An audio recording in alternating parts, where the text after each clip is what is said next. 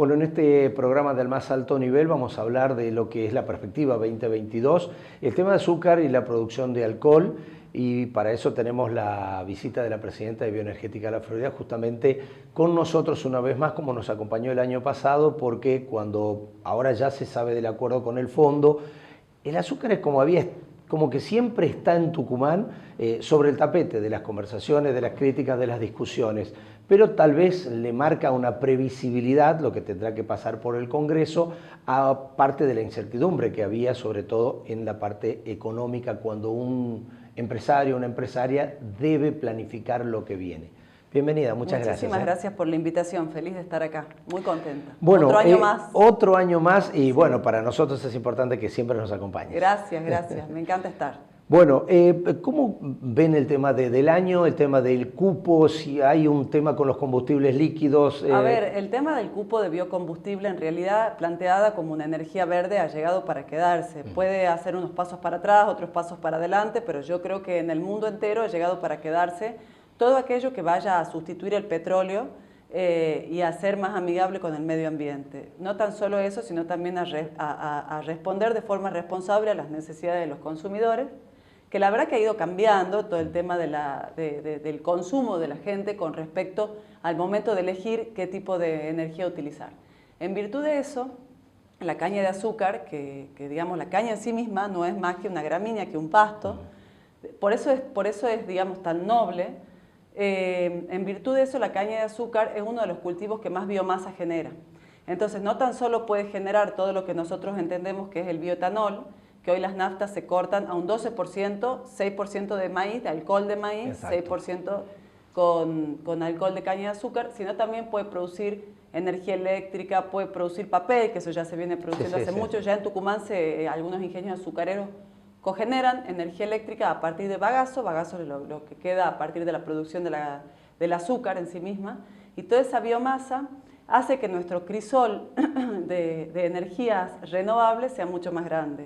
Entonces realmente otros países han aprovechado esto y Argentina lo que tiene que hacer es entender que por medio de la caña de azúcar tiene grandes posibilidades de crecimiento energético, no tan solo alimenticio.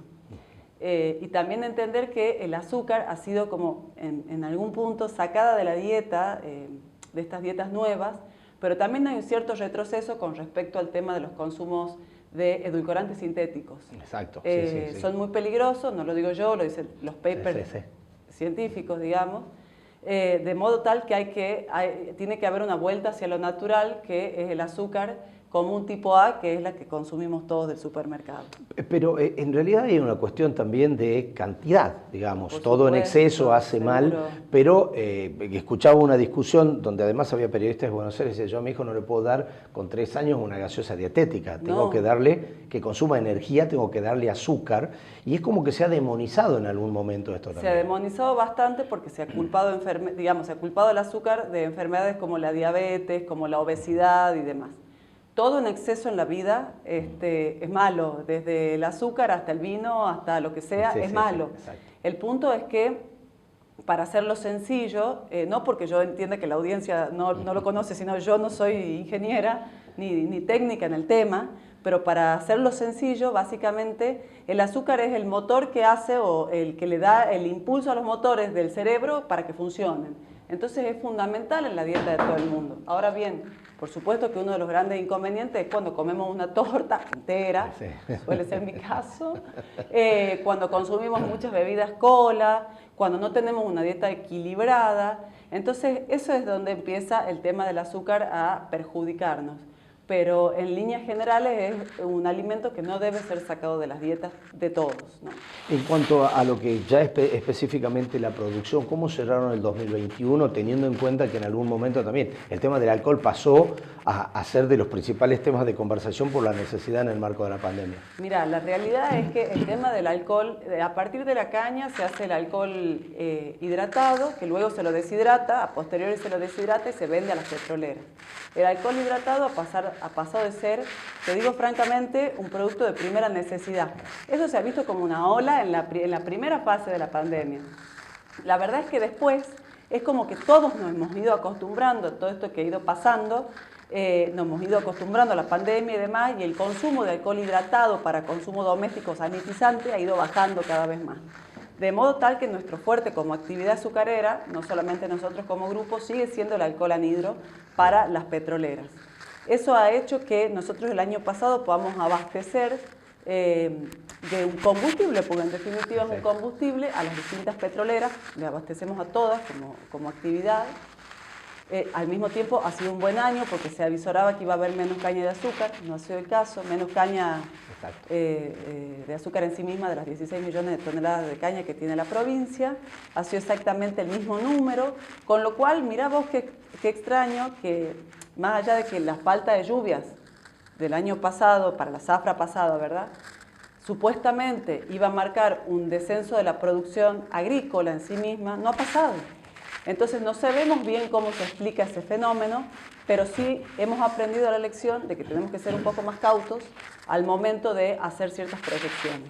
Por eso este año entendemos que, si bien hay cierto retraso en las lluvias, no es un año que pinta para mal, todo lo contrario.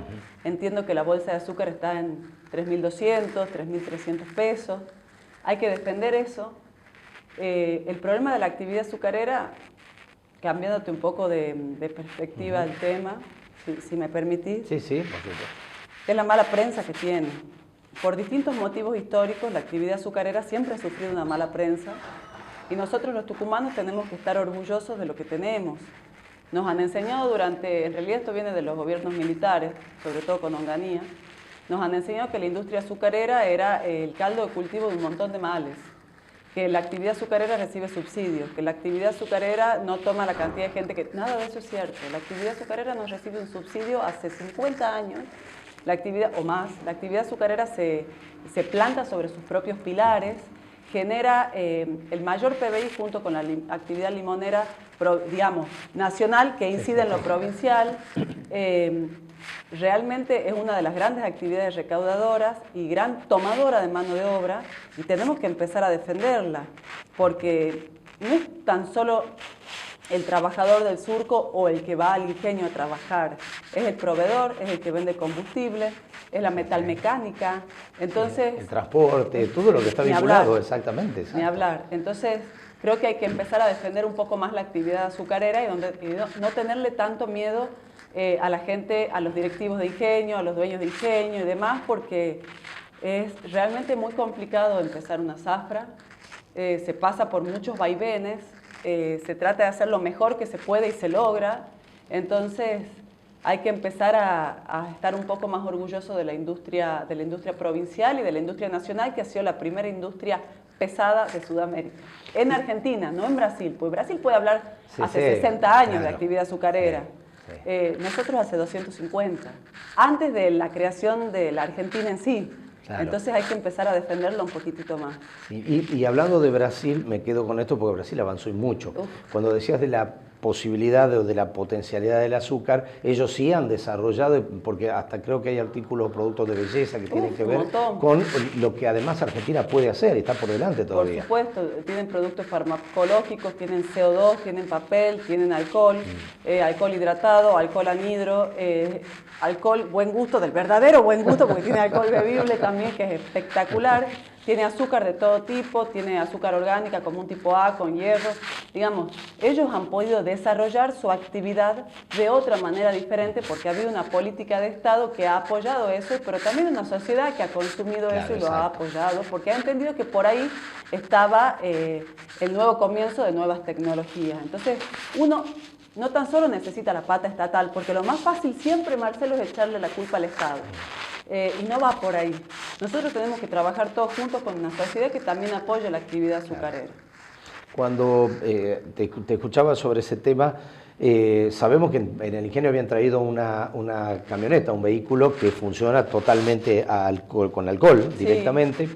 Hay una movida ahora que ha generado expectativa en los taxistas de la posibilidad de que esto se abra con posibilidades de, porque esto tiene que además fabricarse autos para esto, no es tan fácil. No. Y Brasil tal vez ha pasado varios años desarrollando algo para tener mixto, digamos, ¿no es cierto? Sí, porque en Brasil uno puede cargar alcohol hidratado o alcohol anhidro, digamos, en sus distintos cortes.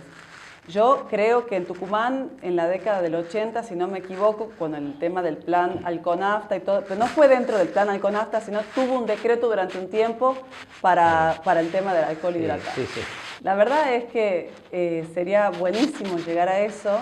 Entiendo que en Santa Fe o en algunas provincias lo están haciendo de alcohol de otros orígenes y habría que estudiarlo al tema porque realmente sería demostrar que sí se puede. De todos modos, yo creo, en mi humilde opinión, que la matriz energética de nuestro país no tiene que ser alcohol hidratado o un corte, tiene que ser un buen corte para el tema de el alcohol de maíz y el alcohol de caña de azúcar. Claro. No es, porque en realidad cuando uno habla de alcohol hidratado en un 100%, empieza a tener una cierta guerra santa con las petroleras porque empiezas a competir con el petróleo y el consumidor es el que termina pagando esa discusión. Con lo cual yo creo que en realidad habría que ir a un corte de alcohol más elevado, sostenido en el tiempo, posible de cumplir, tonificado, para que el plan comience a elevar su corte. Hoy estamos en E12, podríamos ir a un E15, a un E16, y para eso Tucumán lo que necesita, que ya lo tiene la soja, por ejemplo, es la caña transgénica. Porque si nosotros no ampliamos la superficie de cultivo de caña, hoy Tucumán tiene de 270 a 280 mil hectáreas de caña. Pero si no tenemos 500.000 hectáreas, en realidad no podemos seguir pensando en una ampliación del corte.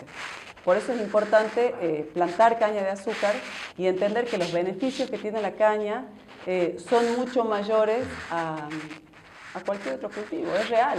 ¿Cómo va esa lucha? Porque hay otros, también hay otros cultivos en el marco de la producción del país que están, digamos, con el tema de lo transgénico, ¿no es cierto? Sí, en realidad el tema de la caña de azúcar, nosotros estamos desarrollando cierta tecnología, sobre todo por el estrés hídrico, por la diatraea, que bueno, es una plaga que sufre la caña, para poder, ¿qué es lo que te va a dar el gen de la caña transgénica con respecto al estrés hídrico? Poder plantar caña de azúcar en lugares que ya se está plantando, pero con mucho grado de estudio y un costo muy elevado, La Ceja, Santiago del Estero y demás, que haga que los costos que uno tiene puedan empezar a bajar. Entonces, esa es la idea. Estamos estudiando el tema, entendemos que políticamente hay una voluntad de que eso suceda y bueno, simplemente tiene que liberar la patente, el gen, bueno, y otra, no es la patente, sino el gen, básicamente. ¿Sí? ¿Cómo crees que va a ser este año? Y bueno, creo que es un año con grandes cambios políticos que ya se vienen sintiendo desde hace unos meses hasta la actualidad y creo que nosotros como sociedad tenemos que acompañar. Yo la verdad es que veo con mucha angustia cómo mi generación se está yendo y creen que la salida está en algún lugar que los conduce, y lo digo con muchísimo respeto, pero sin entenderlo, ¿no? Y me hago cargo de lo que digo, que los conduce a tener trabajos por ahí no calificados en otros lugares del mundo. Yo creo que la solución está en quedarse y pelearla, hay que pelearla desde acá. En lo que a mí respecta, Tucumán me ha dado todo lo que tengo, entonces yo creo que hay que pelearla y que está muy complicada esta grieta, tanto se ha puesto de moda este término grieta hace 15 años, que si te tenés que ir o te tenés que quedar. Yo creo que hay que quedarse, pelearla desde acá. Hay ciertos cambios políticos, hay ciertas conclusiones, sí, ciertas complicaciones, las hay. El tema del FMI me parece que viene a traernos un poco de paz dentro de todo esto, habría que leer la letra chica, pero al menos el encabezado es bueno. Hay que laburar para que los déficits bajen y hay que defender sobre todo nuestra moneda, pero más allá de nuestra moneda, nuestra identidad, que es lo que me parece que a veces nos falta un poquito. Cuando se habla de este tipo de desafíos, de cambios generacionales como el que te toca a vos, indudablemente, en una Argentina donde, y sobre todo en la parte del norte, las empresas son familiares y a veces algunas subsisten y otras no.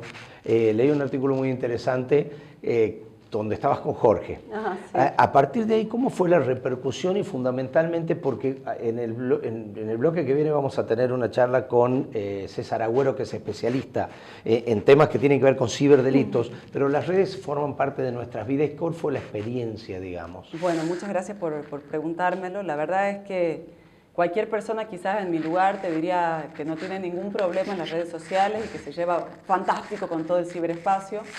Realmente, si la gente supiese lo que genera cuando escribe comentarios lascivos e hirientes, yo no sé si los escribiría, lo pensaría 2 veces.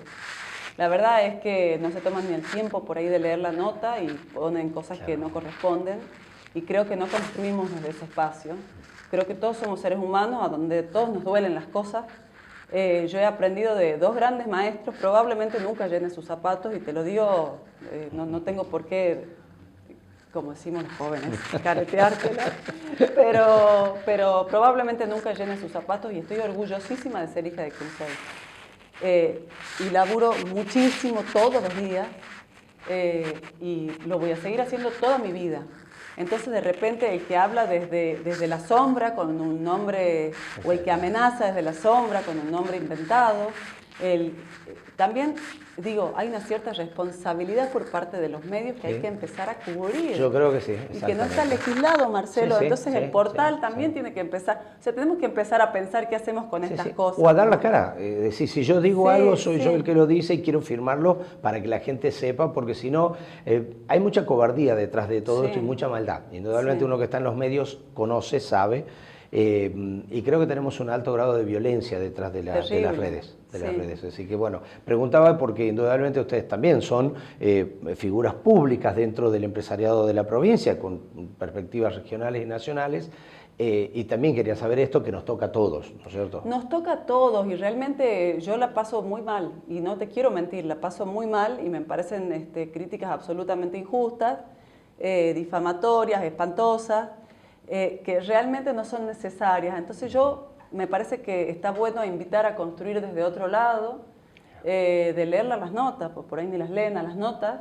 Entonces creo que no construye, creo que hay toda una generación que está empezando a ser protagonista de ciertas cosas, que eso está muy bueno, entonces no queremos sentirnos acobardados por algunas cuestiones, y que todos estamos para sumar y para lucharla. Entendemos que hay cosas que por ahí se vienen muy complicadas, pero bueno, a ver, son tiempos de cambio, hay que entender eso, y hay que entender también que todos tenemos que ser responsables de la provincia en la que estamos, en la que vivimos, y bueno, un poco eso es lo que me han dejado como legado a mí, lo que yo querría seguir aportando toda mi vida. Cata, muchas gracias por estar con nosotros. Vos, vamos a tenerte durante el año, porque además creemos que este puede ser un año para pasos importantes, así que muchas gracias. Me encantaría, gracias, muy amable. Con ustedes ya volvemos.